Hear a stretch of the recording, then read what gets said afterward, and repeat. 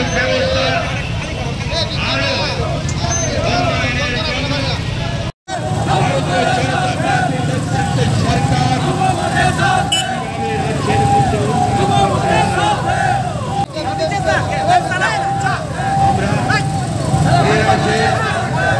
আপামর জনসাধারণের কাছে সবাইকে নিয়ে এই সুন্দর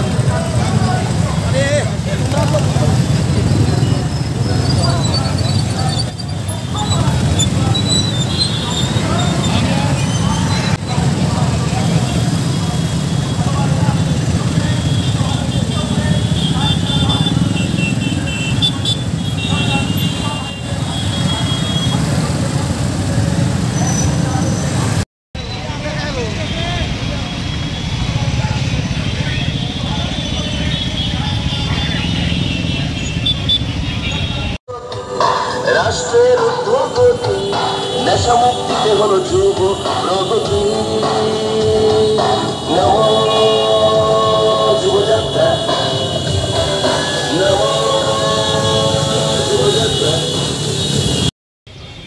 জবাব দিতে চাই যারা বারবার শুধু একটাই। আমি করতালির মাধ্যমে আমাদের সূচনা করেছিল রাজ্যের ভারতীয় জনতা পার্টির মাননীয় কাছে বার্তা পৌঁছে গেছে। আমি ধন্যবাদ জানাই আমাদের রাজ্যের মাননীয় মুখ্যমন্ত্রীকে। শহর এলাকায় যুব শক্তি আত্মনির্ভরশীল হয়ে উঠছে, ভোকাল ফর লোকাল প্রধানমন্ত্রীজি যেটা বলেন সবসময় সেই দিকে আমরা কাজ করছি।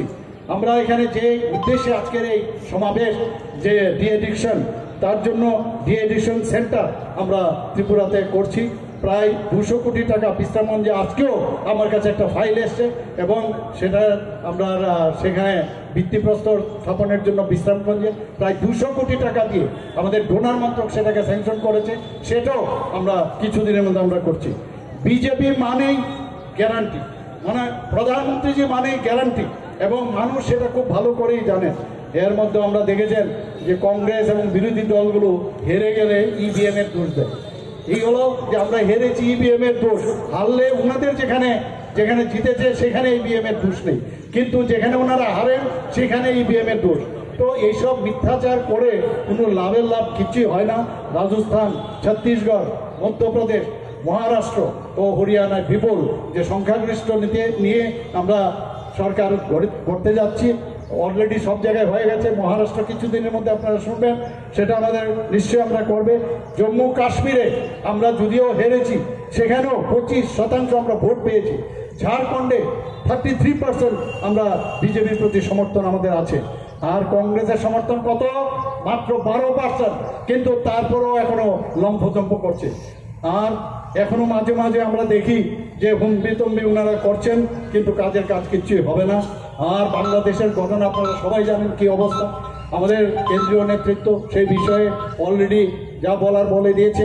আমাদের আগামী দিন আমাদের খুব সতর্ক থাকতে হবে।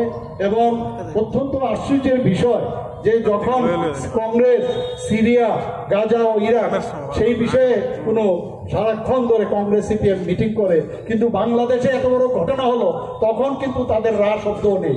অদ্ভুত এই পার্টি।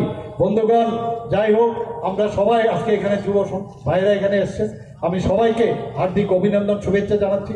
এক ত্রিপুরা শ্রেষ্ঠ ত্রিপুরা আমরা নিশ্চয়ই আমরা গর্ব আগামী দিন, কিন্তু সেটা তখনই সম্ভব হবে যখন আপনাদের সংগঠন আরো মজবুত হবে। তবেই এই এক ত্রিপুরা শ্রেষ্ঠ ত্রিপুরা, এক ভারত শ্রেষ্ঠ ভারত আমরা আমাদের মাননীয় প্রধানমন্ত্রীজির স্বপ্ন, সেটা সম্ভব হবে। সবাইকে হার্দিক অভিনন্দন জানিয়ে আমার বক্তব্য শেষ করছি। বন্দে মাতরম, ভারত মাতা কি জয়। প্রকল্পগুলি মানুষের কাছে এইভাবে পৌঁছে দিয়েছেন। আমি আপনাদেরকে অসংখ্য ধন্যবাদ জানাচ্ছি। শুভেচ্ছা।